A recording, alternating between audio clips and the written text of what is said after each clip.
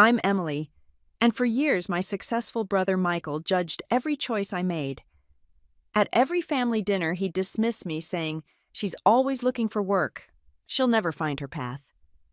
Hearing the family laugh cut me to the bone. He humiliated me for choosing purpose over profit, for building a simple medical device he called a cheap hobby. Many of us have been told, our purpose isn't good enough, but I promise you the truth always defends the dreamer. What happens when the little box they mocked is the very tool that exposes the huge toxic fraud Michael was desperately hiding? Get ready. Because justice always finds its way back to the dinner table. I was accustomed to these kinds of family dinners, but tonight the atmosphere felt particularly heavy from the moment I walked through the door. My parents' home in suburban Austin looked exactly as it always did, the scent of roasted chicken, the warm yellow light cast over the long dining table, the clinking of wine glasses as they raised them in celebration. The problem was never the meal. The problem was always the people seated around that table. I took the chair directly across from my brother Michael, the old wooden frame groaning slightly beneath me. He was in his tailored gray suit, the tie meticulously knotted, wearing that permanent self-satisfied smirk that never quite left his face. I, on the other hand, was wearing simple jeans and a button-down shirt. Nothing to prove except myself. And that in my family's eyes equated to nothing at all. "What kept you busy today, Emily?" My mother finally piped up, an attempt at maternal concern that was laced with unmistakable scrutiny. Before I could even open my mouth, Michael leaned back in his chair, lifted his wine glass, and let out a bright, booming laugh. "Oh, Mom, come on. We all know Emily is still looking for work. She will always be the one looking for work. Never quite capable of finding her footing, is she?" The clatter of silverware stopped. A brief, charged silence hung over the table before it broke into a nervous chorus of titters and agreement. A few relatives nodded curtly. Others avoided my gaze, but their collective silence was a resounding endorsement of my brother's assessment. I sat there feeling the heat rise in my cheeks, but I said nothing. I was well practiced in this performance. For years, Michael had been the family's pride, the bank vice president, the luxury car, the sprawling house, and the inherent ability to parade his achievements before every available relative. And me. A tiny apartment in San Francisco, an aging Honda, and a job they believed was not truly real. My father cleared his throat, a weak effort to interrupt the tension, but not courageous enough to actually defend me. My mother offered my brother another careful pour of Cabernet, her smile strained. "Emily," my Aunt Claire interjected, her voice sharp and brittle as dry leaves. "You're 32 now. It's time to settle down. Michael at your age had both a career and a family. And you?" She let the sentence hang, the disappointment in her eyes finishing the thought. The new form of humiliation wasn't a slap or a raised voice. It was the slow, steady drip of public comparison, the casual dismantling of my worth in front of people who were meant to care. I drew a deep, steadying breath, fighting to keep my expression neutral. A flash of memory crossed my mind, the late nights in that cramped San Francisco garage. Mark and I hunched over prototypes, soldering circuits fueled by cheap coffee. It wasn't about money then. It was about Grandma Evelyn, who almost lost her life because she couldn't remember to take her medication on time. It was a purpose, a mission. But no one here knew that narrative. No one here could connect the failure they saw to the fire I felt. Michael set his glass down, tapping a rhythmic beat on the mahogany table. "Emily, I really think you should reconsider. You're smart, yes, but intelligence not applied to anything meaningful is just potential wasted. You need a real job, a steady job, not this abstract project you keep talking about." I swallowed slowly, maintaining my silence. Every eye at the table was on me. Part of me yearned to yell, to throw out the figures, the contracts, the acquisition offers that I knew would stun them into absolute quiet. But another part, the deep strategic part of me, wanted to wait. I wanted the truth to reveal itself on my own terms at the moment of maximum impact. I picked up my fork deliberately, spearing a piece of chicken on my plate, feigning indifference. I didn't need to prove myself right now. Not to them. Not tonight. As the discussion shifted back to Michael's recent promotion and the new boat he was considering, a sudden, unexpected silence fell over the room. I looked up and caught the eye of Uncle David, my father's quiet, reserved brother, who usually only observed. He was staring at me intently, his eyes narrowed as if attempting to piece together a fragmented image in his mind. A strange jolt went through me. No one else noticed, but Uncle David was not smiling. He wasn't looking at me like a failure either. He was looking at me as if he had seen me somewhere before, perhaps on a news site. Maybe a financial magazine cover somewhere that didn't fit the narrative Michael was so expertly crafting. The hand holding his wineglass trembled slightly. I felt the tension tighten, realizing he was close to breaking the familiar script this family had been acting out for years. He was about to disrupt the evening. Uncle David's gaze from the previous night was a tight knot in my memory, a lingering presence that followed me. He looked at me as if he knew the enormous secret I carried. If they all truly knew what I had accomplished, perhaps no one in that dining room would dare to laugh again. I often traced the path that led me from the certainty of a finance career back to this unpredictable life. I grew up in a family where achievement was the only currency. Michael was the golden boy. He went from high school basketball star to an Ivy League degree to investment banking. The accolades never stopped. Michael is the pride of our lineage. I was simply Emily, the girl who preferred taking apart old radios, burying her nose in a computer instead of attending parties, and was constantly labeled as not outgoing, lacking clear direction. For years, I attempted to prove myself on their terms. I studied finance, landed a job at a prestigious San Francisco bank, and earned a six-figure salary.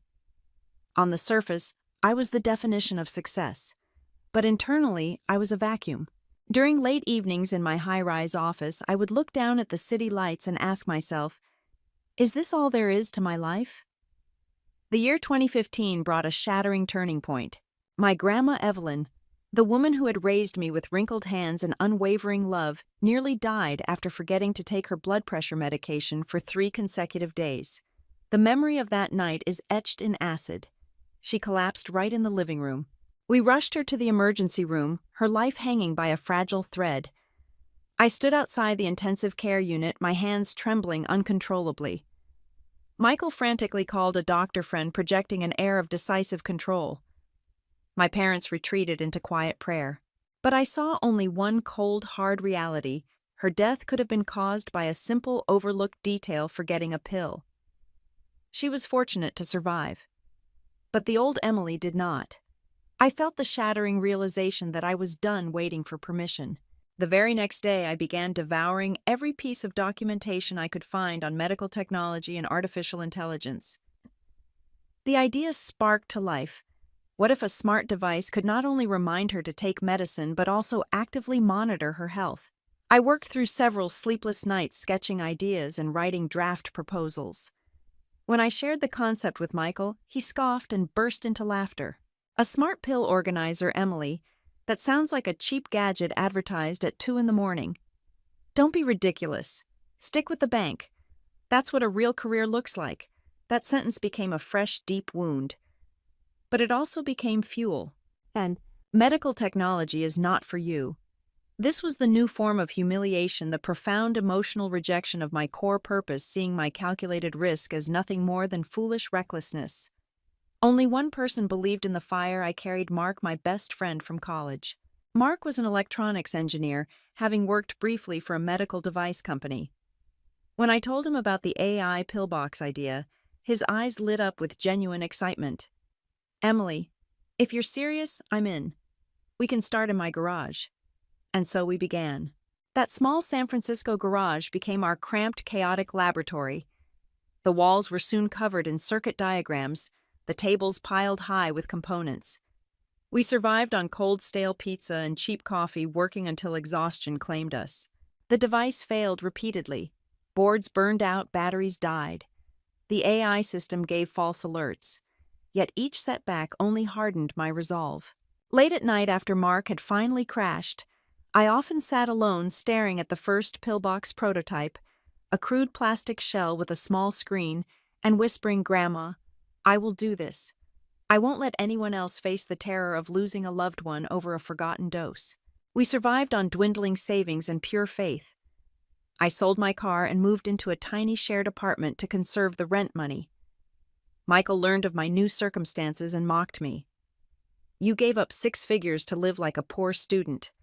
How completely absurd. But I ceased caring about his judgment. Every soldered joint, every line of code brought me closer to the vision. A year later, the MedTrack AI pillbox prototype was working flawlessly. It didn't just issue audio and light reminders. Its embedded AI learned user behavior and flagged dangerous irregularities like rapid heartbeat, hand tremors, or voice changes. It was a tiny device, but I was convinced it could save countless lives. The only remaining obstacle was gaining credibility. Who would take a garage startup seriously? I clearly remember the day we brought the prototype to a local hospital for a trial. Dr. Rachel Green, a contact of Mark's, agreed to use it with a small cohort of elderly patients. I held my breath waiting for the data. Within a single month, the results showed that the pillbox not only ensured adherence but also helped detect 3 cases of cardiovascular risk. All 3 patients received timely interventions. Rachel looked at me, her expression one of utter respect. Emily, this could reshape the industry. That night I returned to my crowded apartment and stared at the glowing prototype. I knew I was on the correct path.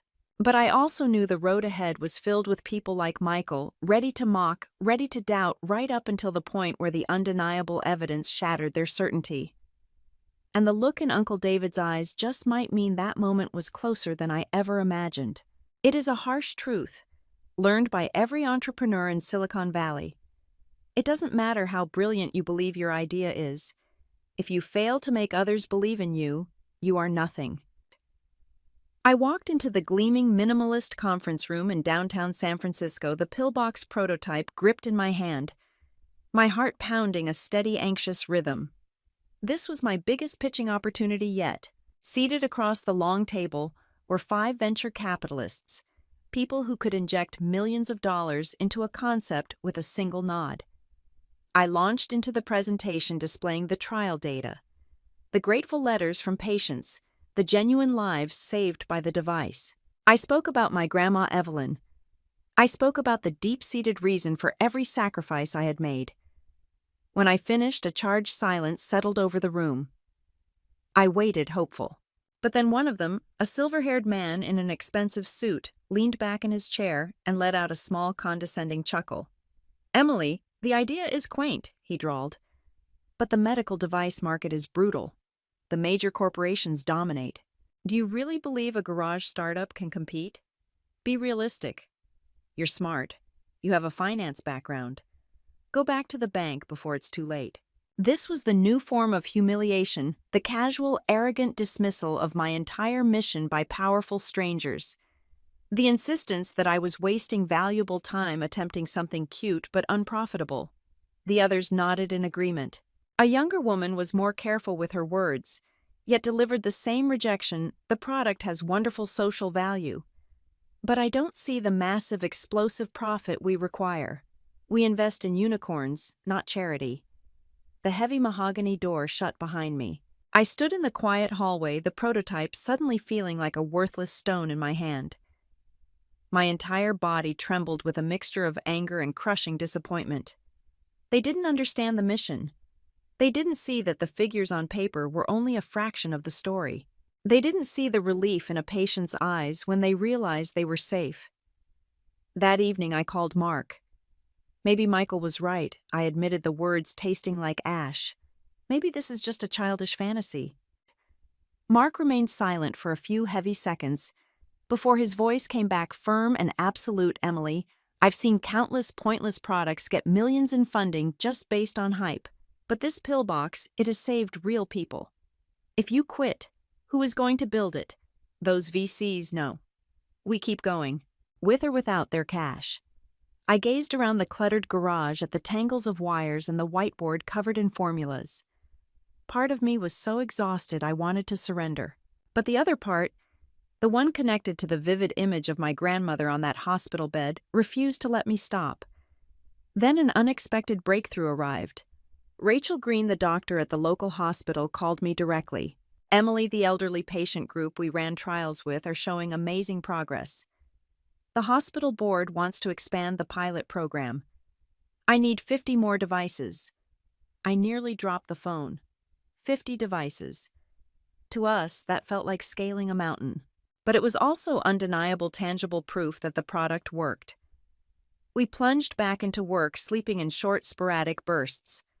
A small team of recent engineering graduates willing to accept low pay in exchange for equity shares joined our ranks. I looked at them sometimes, wondering how could they trust me so implicitly when my own family viewed me as a spectacular failure. The answer came late one night while we were testing circuit boards. A young engineer named Olivia looked up, her expression sincere. "Emily, I turned down 3 high-paying offers to be here.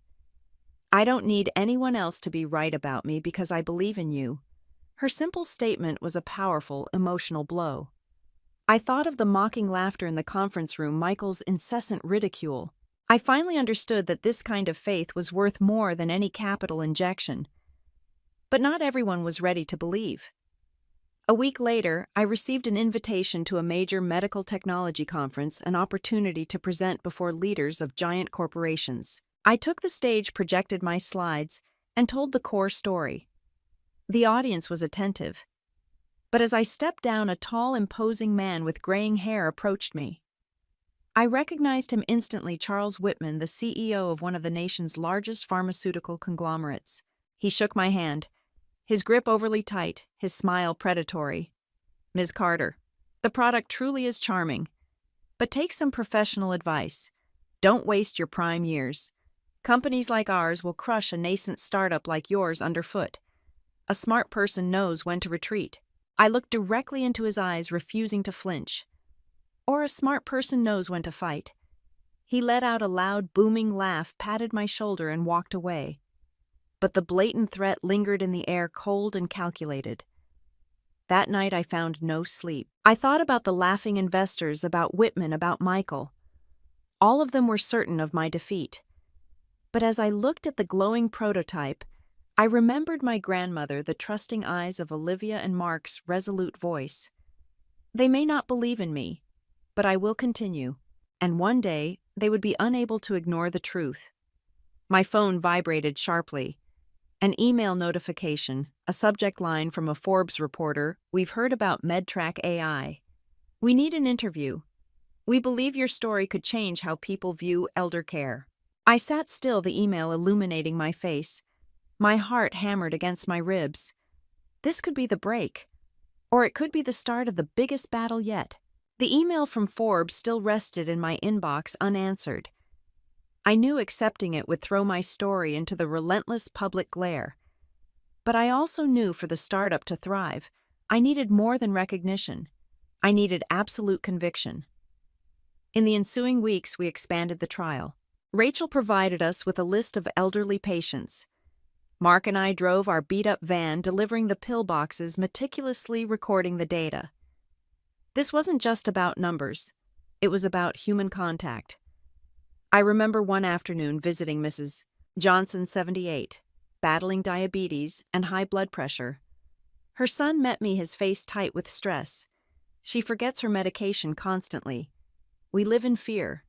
I installed the pill box. Mrs. Johnson touched the small bright screen and smiled. "This thing reminds me like a kind friend."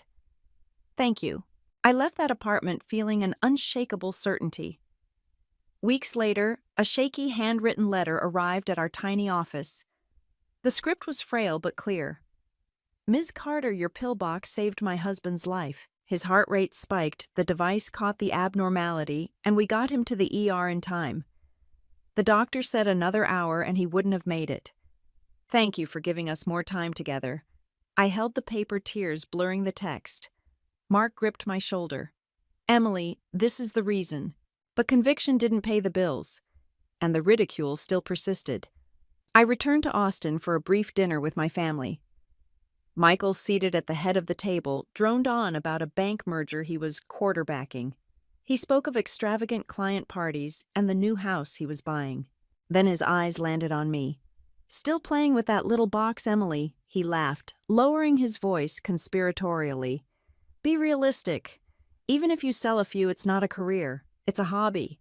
I, on the other hand, am building a real future. My mother nodded, adding, Michael is right. You need stability. You are not getting any younger.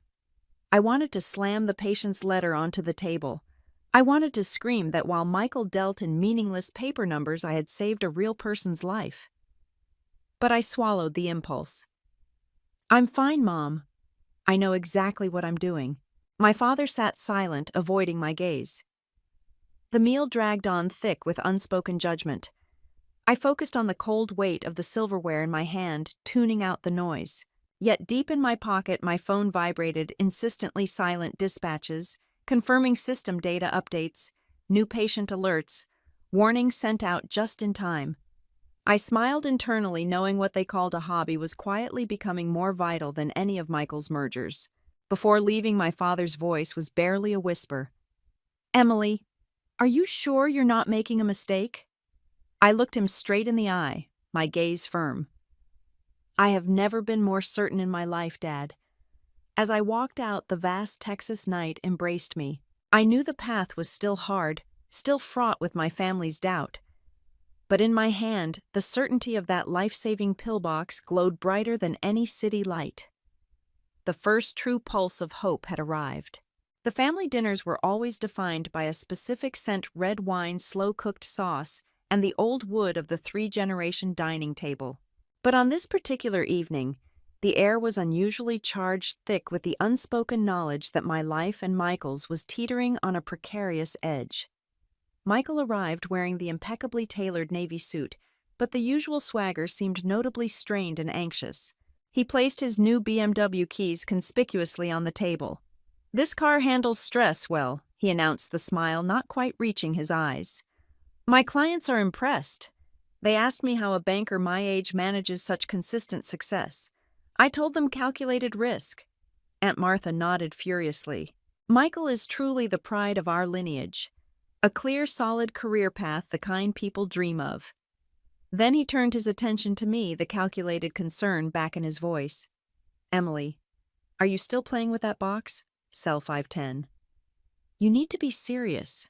I, on the other hand, am about to close a merger that will rewrite my bank's history. The table buzzed. My father leaned forward, eyes gleaming with anxious hope.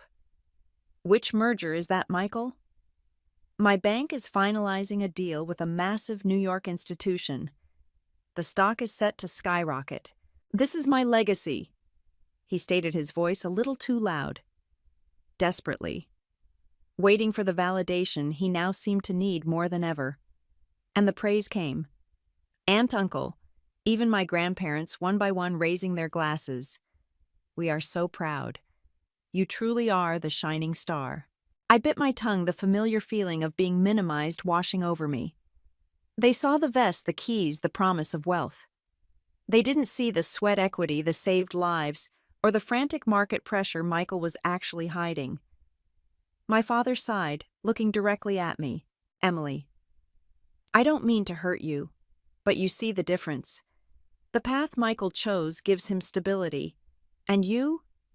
He stopped, smiling sadly. You're still living precariously in a tiny California apartment. I only want what is best. An invisible knife twisted in my gut. But I did not react. I simply focused on my plate. The voice in my head firm. They think they are protecting me. They are really just afraid to believe in me. After dinner, I stepped out onto the porch, taking a deep restorative breath. The Texas air was thick with the smell of damp earth after a light rain. I was preparing to leave when I heard two relatives talking softly inside the living room. I heard the news about Michael's merger having serious issues, a low male voice murmured. What kind of issues? A woman's voice replied, worried. The institution they're acquiring, it's concealing a massive amount of toxic debt. If that information leaks before closing, the stock will crash. Michael will be in deep trouble. My calm shattered. I stood frozen in the dark, my heart pounding with a mixture of shock and bitter irony. The entire table had just hailed my brother as the savior of our lineage. Yet beneath that glittering facade, everything was ready to fracture. I smiled to myself, a cold, calculated expression. They had no idea. And I knew the truth, the stability they revered. might soon prove to be nothing more than a castle built on quickly shifting sands. After that strained dinner, I returned to San Francisco carrying a strange mix of pain and peculiar satisfaction.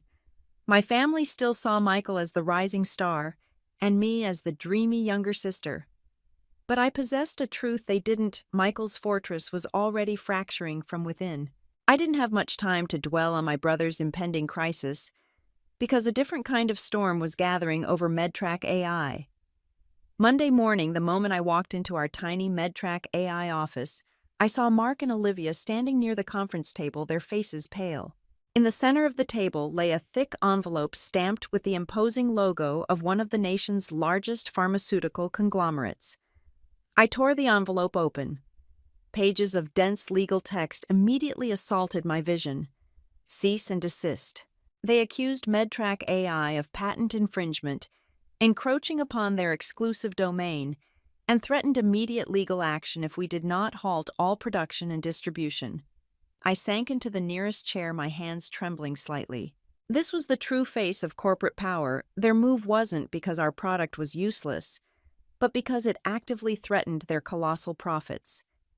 A small, inexpensive device that could reduce the costly dependency on their long-term care services was a direct attack on their revenue model. Mark slammed his fist onto the table. "We just got started. They're trying to strangle us in the cradle." Olivia wrung her hands, worried. "If we have to go to court, where will we get the funds to fight? A single day of lawyer fees will wipe out our entire budget for the month." I felt a cold, familiar knot tighten in my stomach. The painful memories resurfaced, Michael calling me a dreamer, my mother saying I was ruining my future. Were they right? Was I leading this small, dedicated team to an inevitable, financially crushing dead end? My phone buzzed sharply. I looked down. It was Michael.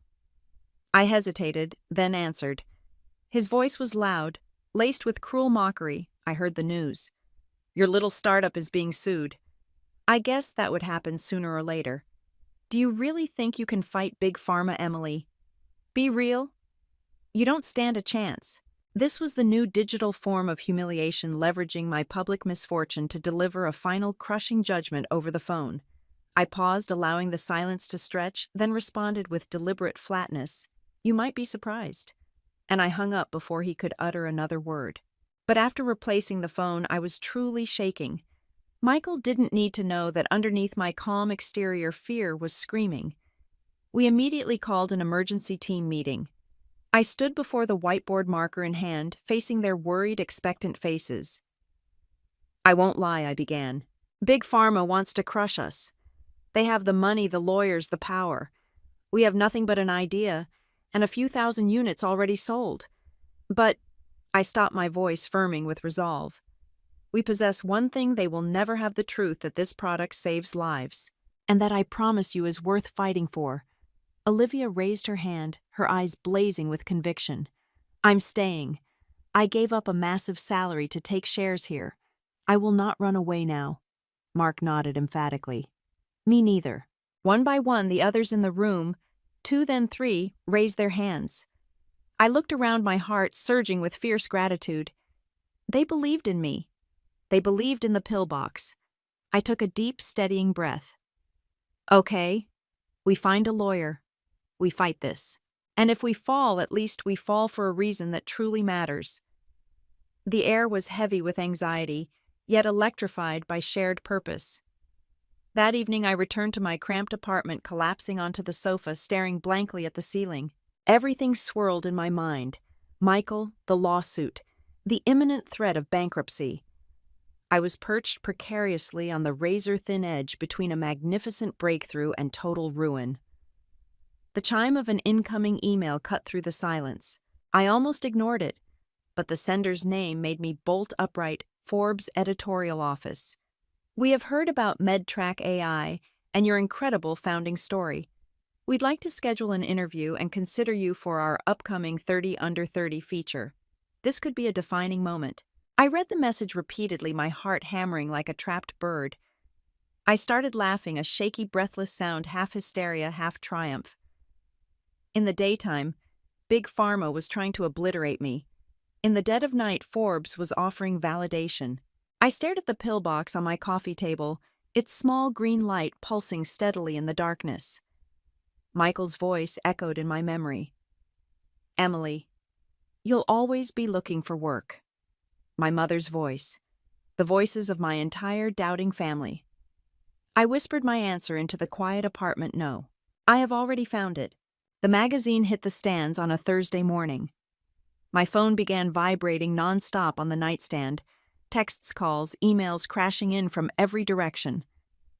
I rubbed my eyes and reached for the nearest notification. There it was in sharp digital clarity, my face splashed across the cover of Forbes. The headline bold and impossible to ignore: Emily Carter, the CEO, revolutionizing senior care. Inside, a 12-page feature detailed the journey from a garage startup to a valuation that now touched billions. The article speculated about our IPO, calling it one of the most anticipated offerings in the healthcare tech sector. For a long moment, I just stared at that image, my face, my name. Then I remembered the late nights the soldier burns the ridicule. It felt more real than anything ever had. Mark burst in, waving a paper copy like it was a golden ticket. "Emily, we are the game." But as exhilarating as it was, I knew where I needed to be that evening. At my parents' dinner table, sitting across from Michael. The atmosphere was visibly charged that night, the air itself humming with anticipation. I walked in holding a quiet smile. Michael was already seated holding court as he described the complex but brilliant merger he was leading. Then Uncle David, who rarely spoke, slowly raised his glass but didn't drink. His eyes were locked on me, sharp and unblinking. "Emily," he said, his voice low but clear enough to cut through the chatter. "I think I saw you somewhere today." Michael chuckled, rolling his eyes. "Oh, David, don't start. Emily's been experimenting." But Uncle David ignored him. He leaned forward, squinting as though confirming a suspicion. "No, I know what I saw. This morning. Forbes magazine." The table froze into silence. Forks hung midair. David set his glass down, his hand trembling slightly. "Emily Carter, CEO of MedTrack AI." That was her on the cover. He slid the paper copy he had brought across the polished wood until it landed directly in front of Michael. The glossy page reflected the chandelier's light. My face, larger than life, stared back at the entire Carter family. All at once, Michael's fork slipped from his hand, clattering loudly against the china. The sharp metallic sound reverberated through the dining room like a gunshot. His smirk dissolved into a strained, twitching grimace. Mom gasped audibly. My father looked from me to the magazine, his expression shifting from confusion to shock. Michael's lips moved soundlessly. His cheeks flushed a deep, painful red. "Well," I finally said, my voice calm but carrying the weight of years of silence. "Now you know what I've been working on." The ensuing silence was absolute. Michael's hand hovered over the magazine as if it might burn him. He muttered, This doesn't mean anything. It's just press fluff." But his voice cracked, betraying him completely. For the first time in years, no one nodded in agreement. They all just stared at me, really stared, as though seeing me for the very first time. Uncle David broke the silence. His voice was steady, reverent almost. "Emily, you've done something extraordinary." And in that instant I felt the tectonic shift in the room. The pedestal Michael had stood on for decades crumbled, replaced by something no one could deny. The battle wasn't over, but the war had just turned. After the article in Forbes was published, the atmosphere within the family had never been so quiet. The relatives who had once laughed at my hobby were now awkwardly avoiding eye contact. Michael left the dinner table early, unable to bear the idea that his useless sister was now being lauded by a major financial publication. But that was only the beginning. Outside the confines of my parents' house, the world was shifting. The cramped MedTrack AI office suddenly became a vibrant hub. After the Forbes feature, investors were clamoring and emails piled high. But I had not forgotten the people who had stood by me since the start, the small team who accepted shares instead of stable salaries. One morning, I called the entire team together. We have been through the cold garage, surviving on cheap pizza and unwavering belief. Now is the time for you to receive the reward of that conviction. I brought up the slide. We are on track for an initial public offering in early next year, and every single person in this room is now a shareholder. The office exploded with cheers. Olivia burst into tears and hugged me tightly. Emily. I thought I was foolish to turn down that high-paying offer. It turns out this was the smartest decision of my life. I smiled. That feeling, watching my employees realize they were becoming financially secure not through luck, but through shared conviction, was more valuable than any bank balance. But while we celebrated our ascent, the inevitable storm on Michael's side was beginning to make landfall. The news finally leaked the bank he worked for was attempting to acquire a debt-laden institution. Analysts issued strong warnings. The stock price began to plummet, falling precipitously. In less than a week, its market value evaporated by 40%. CNBC ran a constant loop First Capital Bank merger in crisis. Senior leadership under pressure. On the screen was the logo of the banking firm where Michael served as vice president. I sat on my sofa watching the broadcast, feeling a confusing blend of pity and the powerful satisfaction of witnessing karma unfold. One afternoon, my phone rang. It was Mom. Her voice was thin and shaky. Emily, did you hear about Michael's bank? I did, Mom. The whole country is talking about it. Your brother? He isn't eating, he hasn't slept. We're so worried. I closed my eyes, forcing my voice to remain calm and neutral. Mom, I told you, the stable path everyone believed in isn't always stable. The next day, I had a chance unintended encounter with Michael in Austin. He was unrecognizable. The arrogance was gone.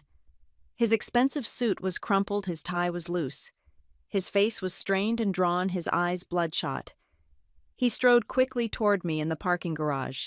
Emily, you think you're a genius now, don't you? What is one little Forbes article? I am in the middle of a massive deal. I will turn this around. I met his frantic gaze, my voice steady and measured. Michael, your bank stock has lost nearly half its value. Are you really turning it around, or are you just clinging to the wreckage? He clenched his jaw, his fists tightening, but he couldn't form a coherent response. I walked away, my relief mingling with a subtle ache. This was my brother, the one who had been placed on a pedestal by the entire family. And now he was falling while I, the one they had called unemployable, was soaring. That evening when I opened my email, hundreds of congratulatory messages flooded the screen from employees, investors, and patients. One of them included a picture of an elderly man, his hands trembling slightly as he held the pillbox, a genuine, radiant smile on his face. Thank you, Ms. Carter. You gave me more time with my granddaughter.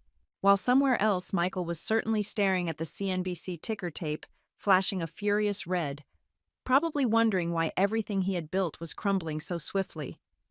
And I whispered to myself, karma has officially begun its work.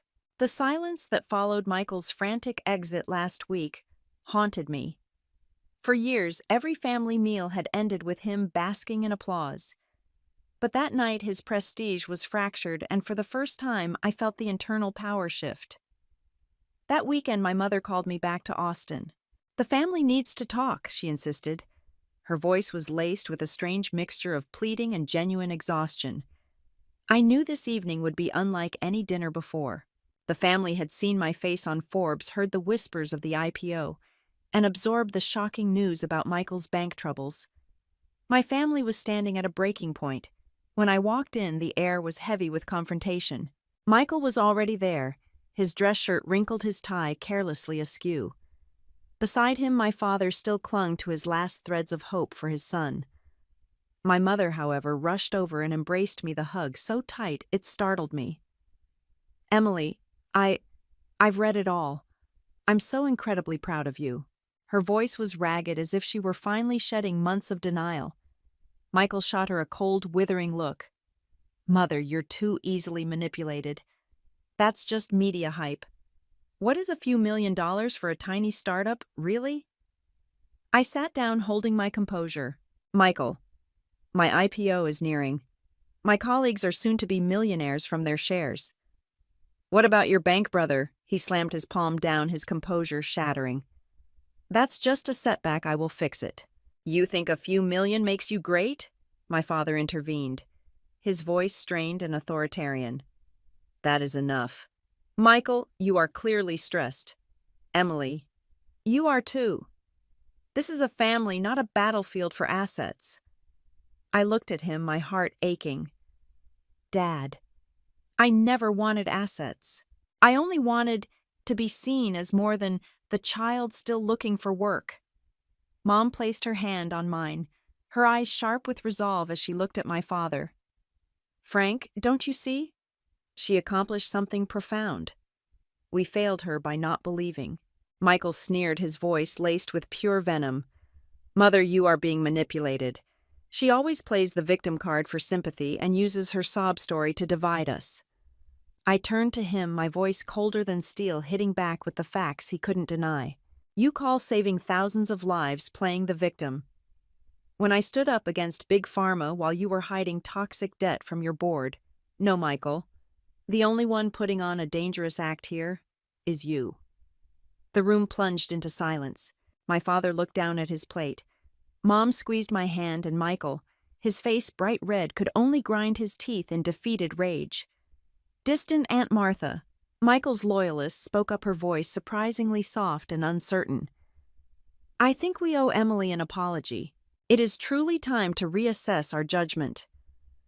The table broke into a visible schism, silent, tense nods on one side, stony refusal on the other. Michael, utterly cornered, chose the only defense he had left: fury. He stood up, knocking his chair over with a jarring crash. Fine. The whole family can choose sides, but when the merger succeeds, when I prove I'm the only winner, don't come back begging me for anything. He stormed out the door, leaving behind him a devastating, tangible silence. I remained seated, caught between two opposing gazes, my mother and a few relatives' eyes shining with fierce pride, and my father and the others still battling with their ingrained doubt. For the first time, I understood clearly my family was no longer a unified front. They had formally chosen their sides, and the true final battle was only just beginning. The silence that followed Michael's frantic exit last week haunted me long after. For years, every family meal had ended with him basking in applause. But that night, his prestige was fractured, and for the first time I felt the internal power shift. That weekend, my mother called me back to Austin. The family needs to talk, she insisted. Her voice was laced with a strange mixture of pleading and genuine exhaustion. I knew this evening would be unlike any dinner before. The family had seen my face on Forbes, heard the whispers of the IPO, and absorbed the shocking news about Michael's bank troubles. My family was standing at a breaking point. When I walked in, the air was heavy with confrontation. Michael was already there, his dress shirt wrinkled, his tie carelessly askew. Beside him, my father still clung to his last threads of hope for his son. My mother, however, rushed over and embraced me, the hug so tight it startled me. Emily, I've read it all. I'm so incredibly proud of you. Her voice was ragged, as if she were finally shedding months of denial. Michael shot her a cold, withering look. Mother, you're too easily manipulated. That's just media hype. What is a few $1 million for a tiny startup, really? I sat down, holding my composure. Michael, my IPO is nearing. My colleagues are soon to be millionaires from their shares.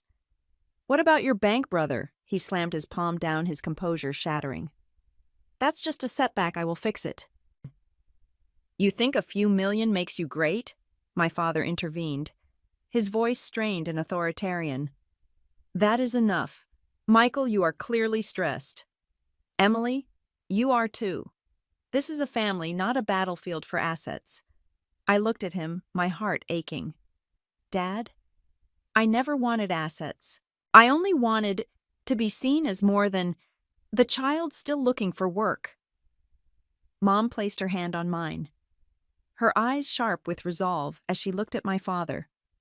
Frank, don't you see? She accomplished something profound. We failed her by not believing. Michael sneered, his voice laced with pure venom.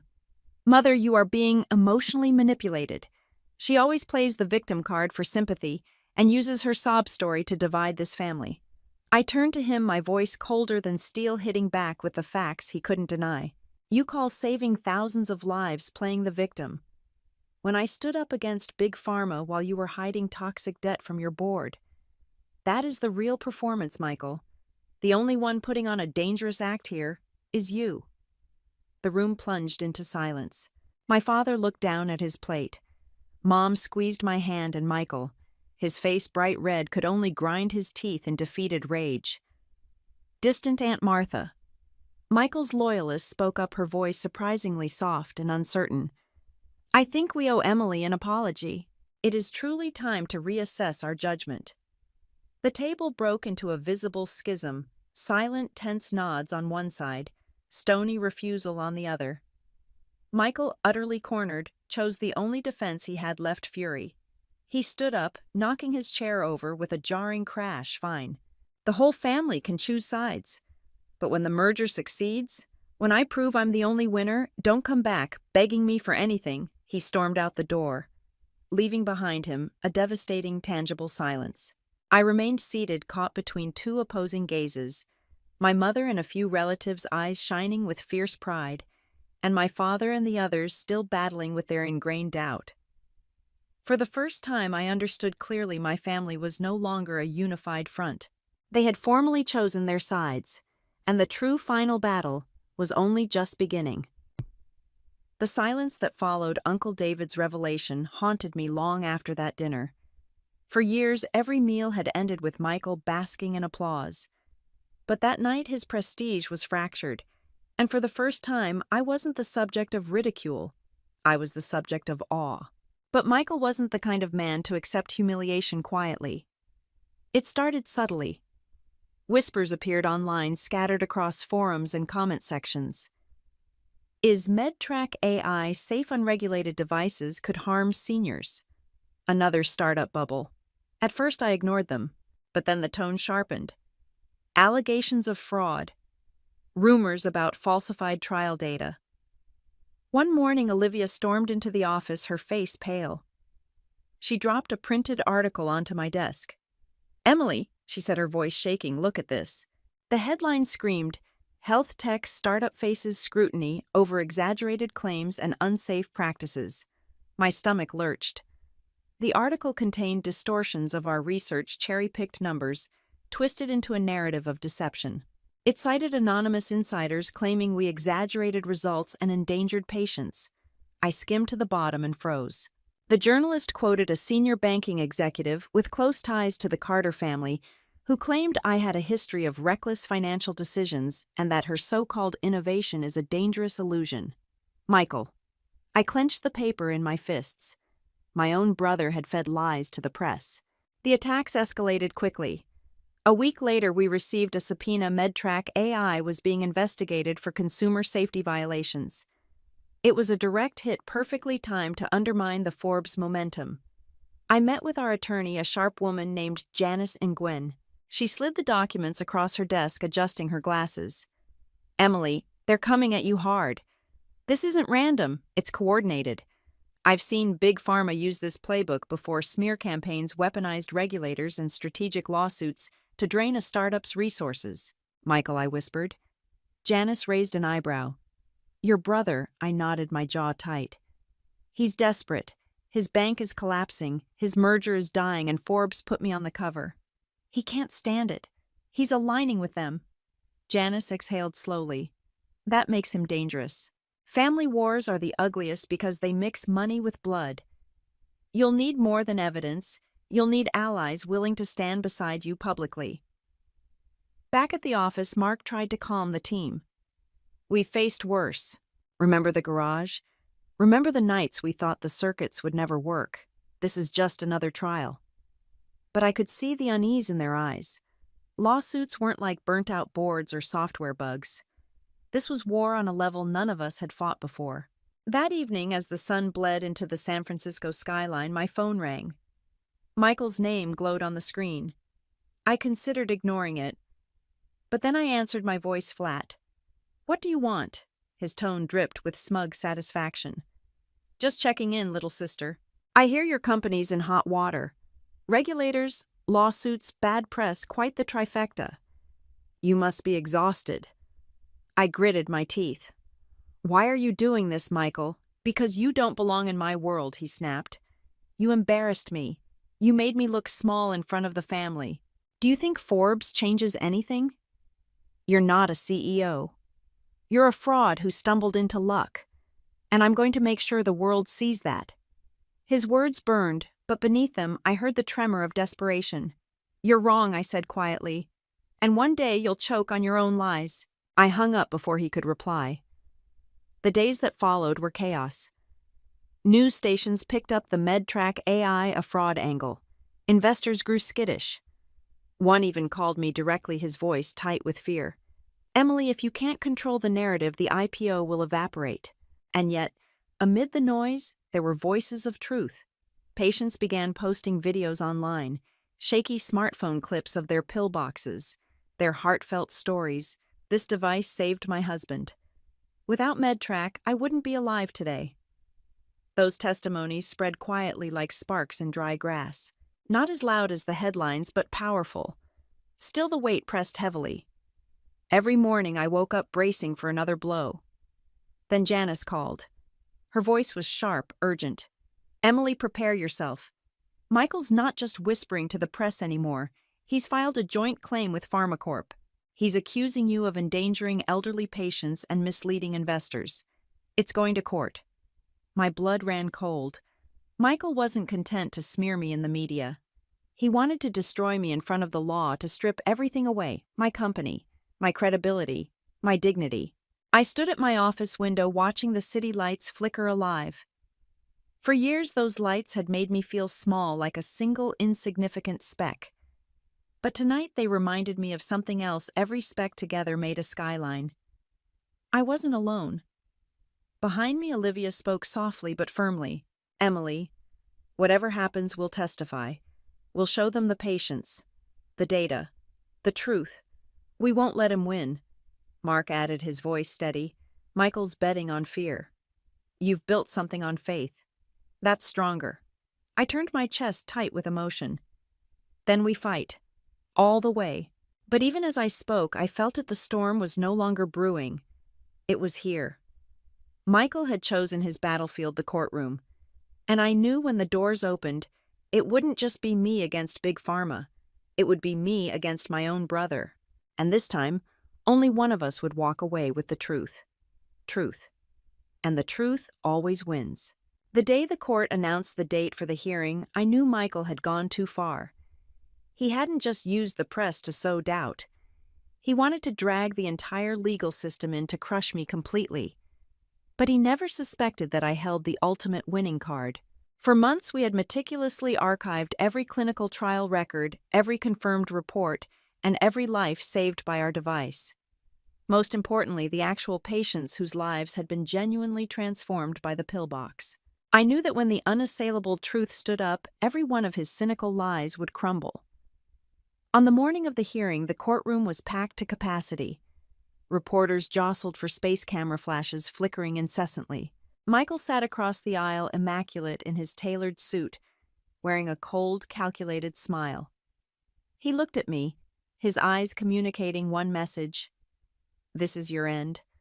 I stood up, my hands clammy, but the narrative voice inside my head kept me steady. "No, this is his end." My lawyer opened his presentation, projecting our confirmed data onto the large courtroom screen. Charts and graphs appeared. Elderly patient adherence to medication increased by 72% after using MedTrack AI. 65% of users detected underlying health issues early due to AI alerts. A murmur rippled through the gallery. I stepped forward, my voice clear and ringing with conviction. "These are not merely numbers. These are people." The back doors opened quietly. One by one, our patients began to file in. The elderly gentleman who had sent the photo of himself hugging his granddaughter, the older woman who averted a serious health crisis due to an early alert, a tearful couple who approached the stand to express gratitude. Every eye in the room turned toward them. An older woman with trembling hands approached the witness stand. "If it hadn't been for that pillbox, I wouldn't be sitting here today. You can call it a trick if you like. To me, it is life itself." Michael clenched his jaw, his face tight. I saw beads of sweat forming on his temples. He had based his entire case on the premise that our product was a scam. The reality walking into the courtroom was devastating to his narrative. Then my lawyer dropped the final piece of evidence, a chain of leaked emails from the very bank where Michael was vice president. In the documents, senior executives openly acknowledged concealing the toxic debt to fast-track the merger before the stock market could react. The courtroom exploded. Reporters shouted, scrambling over chairs. Is First Capital Bank facing fraud charges? Is Michael Carter involved? Michael's face went white. He jumped up screaming, "That's a misunderstanding. I had no knowledge of that." But his protests were swallowed by the rising chaotic wave of noise. I stood tall, meeting his desperate gaze across the courtroom. You wanted the world to believe that I was a dreamer, that my company was a fragile bubble based on lies. But the truth is, your entire established career was the real illusion. And now it has burst. The cameras swung away from the judge and focused directly on Michael, a look of sheer defeated terror stripped of every shred of his former arrogance. Meanwhile, applause erupted from the cluster of patients standing firmly behind me. On that day, without a final verdict being read, the court of public opinion chose who they believed. Michael stumbled out of the courtroom, his hands shaking, swarmed by reporters demanding answers about the merger, the fraud, and the malicious lies directed at me. I watched him go, feeling no satisfaction, only a profound sense of peace. For the first time in my life, the scale had tipped completely. As I walked out, the camera flashes illuminated the hallway. A reporter yelled out, "Emily, do you have a message for your family, for your brother?" I stopped, inhaled deeply, and answered with quiet finality, my gaze meeting the lens of the nearest camera. "I don't need to prove anything anymore. I just needed everyone to see the..." After the hearing, life exploded. The media hailed MedTrack AI as the direct punch back against Big Pharma. Our stocks soared and the IPO succeeded beyond any projection. My employees, the loyal few who had bet on shares over salaries, became millionaires overnight. They embraced each other, tears streaming, and I knew we had changed the trajectory not just of a company but of individual lives. Yet that spectacular victory did not erase the memory of where it all began, the family dinner table, where I had been dismissed as the one still looking for work. One evening I returned to my parents' house. My mother opened the door, eyes red-rimmed. She hugged me tightly, whispering, "My daughter, I was wrong. I failed to see what you saw. I was only afraid. And I chose to believe what was easiest. But I am so incredibly proud of you." I nodded, my eyes warm. "I don't need your pride, Mom. I just needed your belief." My father stood behind her, silent. He had always been the most rigid. Finally, he let out a heavy sigh. "Emily, I don't understand all this technology, but I see one thing: you accomplished something I never thought possible, and I apologize for not believing in you sooner." I smiled and stepped forward to embrace him. In that moment, the final weight I had carried vanished. Only Michael was absent. I heard he had resigned after the merger collapsed. The papers wrote about the freefall career of a once lauded banker. I felt no triumph. I only felt a quiet sadness. Beneath the layers of arrogance, Michael was still my brother. One afternoon, he surprised me with a call. His voice was hoarse. "Emily, I was wrong. I was too afraid to see you surpass me.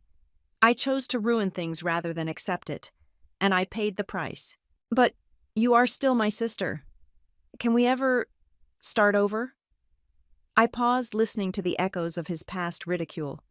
But then I remembered the genuine connection we once shared. "I don't know," I replied slowly. "But if you are truly honest about this, then perhaps someday." I sighed and placed the phone down. Not every deep wound heals immediately, but at least the door to reconciliation was now ajar.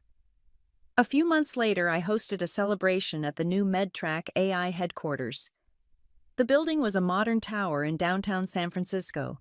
But the feature I wanted to showcase wasn't the luxury office space.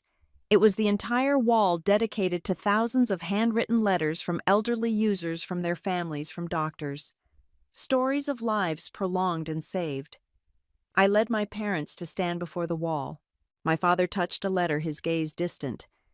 This This is the most important part, isn't it? My daughter? I nodded. Yes, Dad. Not the money, not the fame. This is the truth. My entire immediate family stood silently before that wall of letters, and I knew that finally they had seen my path not as a mistake, but as a genuine calling. As the sun set, I stepped out onto the balcony. I recalled every humiliation, every time I was made to feel small. I spoke softly, a final thought for those listening to this long story. If you have ever been dismissed or laughed at, remember this: your success isn't measured by proving others wrong. It's measured by the genuine good you bring to the world. That purpose is your highest form of vindication. I smiled, the wind sweeping my hair back. My story doesn't end here. It's just beginning. If you found your voice in this story, share it. Let